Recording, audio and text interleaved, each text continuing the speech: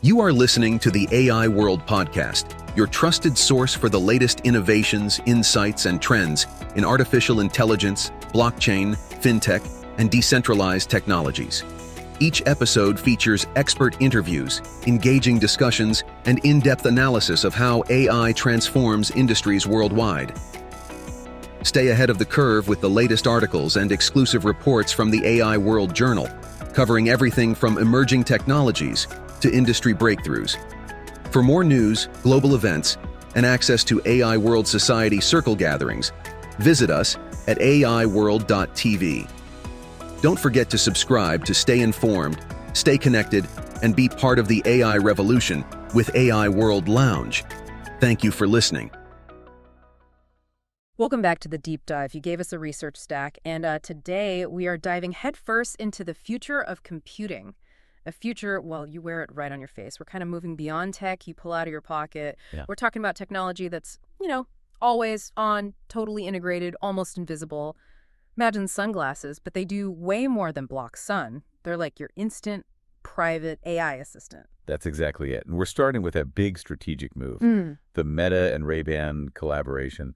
It's this really fascinating blend, right? High fashion meets high-tech AI. Yeah. But, it's not just about them. We're also digging into the global competition that's heating up everywhere, Silicon Valley, China, India. And we absolutely have to talk about the big societal questions, especially, privacy. Yeah, absolutely. So our mission today is to unpack how these smart shades go from just being a style thing to this really personal gateway for information, memory, connection, maybe even signaling the start of that whole post-smartphone era. Okay, so let's unpack this collaboration first. Meta and Ray-Ban, why them? Why is that specific combo so important? Well, it's crucial strategically because it solves the big problem that frankly killed earlier smart glasses. Yeah, the look, aesthetics, right? Like Google Glass back in the day. Clunky. Exactly. Bulky, maybe a little strange, socially awkward even. Ray-Ban brings instant style, that timeless design people actually want to wear. That's huge. And Meta brings the tech side. The AI, the voice recognition, the tiny cameras, all integrated pretty discreetly into the frame. The whole idea was avoid bulkiness, blend in. Style first, then tech adoption follows. Okay, so what's actually in the frames? It's like a whole integrated device, right? Cameras, mics, speakers. Yep, all built in. But, and this is important, based on the research, it's not full augmented reality yet. You're not seeing like digital screens floating in front of you. No overlays on the street or anything? No, not with this generation, really. And that distinction is key to Meta's whole strategy. Full AR, those digital overlays, still really tricky. Battery life, processing power, and honestly, the user experience. Digital clutter can be exhausting. Makes sense. So what is the interaction model then? It's all about voice-first computing. Basically, you interact naturally, you look at something, you speak, maybe tap the side of the frames. The glasses see the world, but they feed information back to you mainly through audio. So knowledge whispered in your ear, not plastered over your vision? Exactly. Instant info without that constant visual distraction. It avoids that cognitive load. So it's less about overlaying a digital world and more about removing the friction of, having to grab your phone for everything. That's precisely it. That little moment pulling out the phone, that's what they're targeting. It's why Meta sees these glasses as a kind of practical, lightweight step towards full AR later. Get users used to hands-free, instant info via audio first. That's a necessary step before we're all ready for, constantly shifting digital visuals. Reducing that mental effort, that's the argument for this being the start of the post-smartphone era. Okay, that clicks. Let's talk concrete examples, because that's where it gets really interesting. Say you're exploring Rome, right, staring at the Colosseum. You just ask the glasses, hey, what landmark am I looking at? Simple as that. Or maybe you're traveling somewhere else. Need a menu translated? Yep, look at the menu, ask for a translation. Or a street sign, instantly in your ear. Hands stay free, eyes stay on your surroundings. No fiddling with a translation app on your phone. And it goes beyond just travel photos, right? Our research pointed to some really compelling uses in work and accessibility, too. This is where it gets really powerful, I think. Oh, absolutely. Think about work scenarios. You could walk into a meeting, have the glasses discreetly record, and even transcribe the whole conversation. Instant notes. Wow. Or live streaming, like a chef showing a recipe hands-free. Exactly. Content creation, repairs, tutorials, anything where you need your hands but want to share your point of view. And the accessibility potential feels huge. for someone with visual impairments. Genuinely transformative. Identifying objects, reading text aloud from a page, guiding navigation through unfamiliar places, delivering that info straight to the ear, it could be a real game changer. But that quiet utility, the fact that it's always listening, always ready, that brings us straight to the big elephant in the room, doesn't it? It does. That invisibility, that seamlessness is its greatest strength, but it's also what makes the privacy issue so tricky. Right, because if I can't easily tell someone's recording me, that feels like a big shift in, well, public trust. Great for the wearer, maybe, but for everyone else. That's the core tension. It's why we're calling this a cultural experiment. You've got these always-on cameras potentially everywhere. Society is still figuring out how to feel about that, how to adjust. So what's the response been? From Meta and Ray-Ban? Well, the main technical thing is that little LED indicator light. It lights up when the device is recording video or taking a picture. It's an attempt at transparency, a signal. Just a little light. Is that enough? That's the debate, isn't it? It's a signal, but is it obvious enough? Does everyone know what it means? In a world where anyone might have an invisible camera, what are the new rules? Technology is definitely moving faster than the social norms here. Okay, so Meta's got this early lead, largely thanks to the Ray-Ban style factor. But what about everyone else? The competition sounds like it's exploding. Oh, it's a massive land grab. The race to define the tech accessories of the 2030s is absolutely on. And we're seeing kind of two main battlegrounds emerging.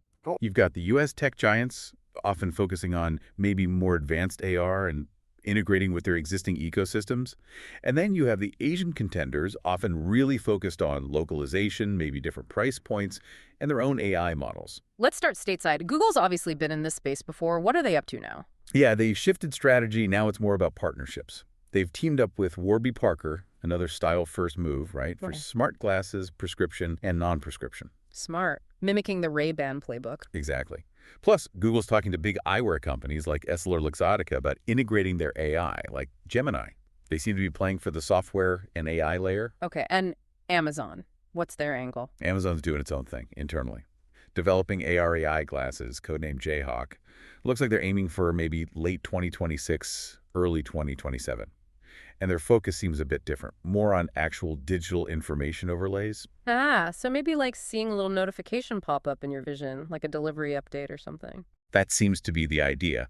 Quick, low-information visual feedback.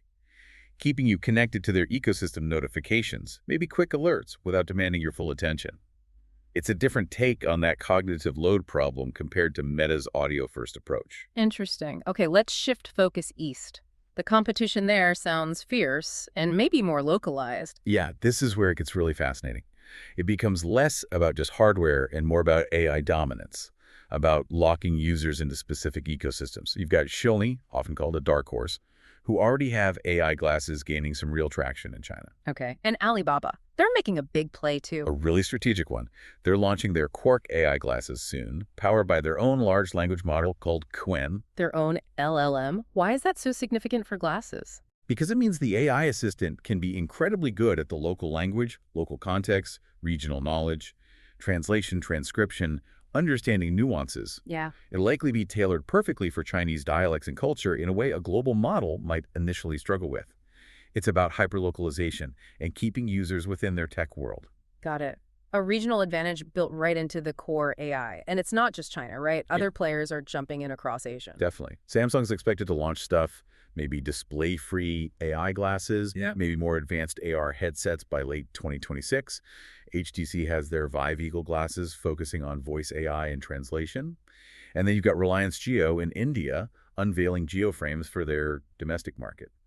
It shows how quickly this is becoming regionalized, companies building for local languages, local needs, right from the start. And all this is happening while other companies are working on the underlying tech, right? The stuff that makes it all possible. That's a crucial point. Companies like Vuzix, Sony, Magic Leap, Microsoft with HoloLens, they're all pushing the boundaries on the enabling technologies. Better battery life, smaller cameras, better image sensors, precise eye tracking. So whoever wins the race for those components gets a big advantage. A massive advantage. It dictates what's possible in the next generation of these devices, how small, how powerful, how long they can last. The supply chain for these tiny advanced parts is critical. Okay, so summing up the market, Meta's got the lead now, boosted by Ray-Ban style.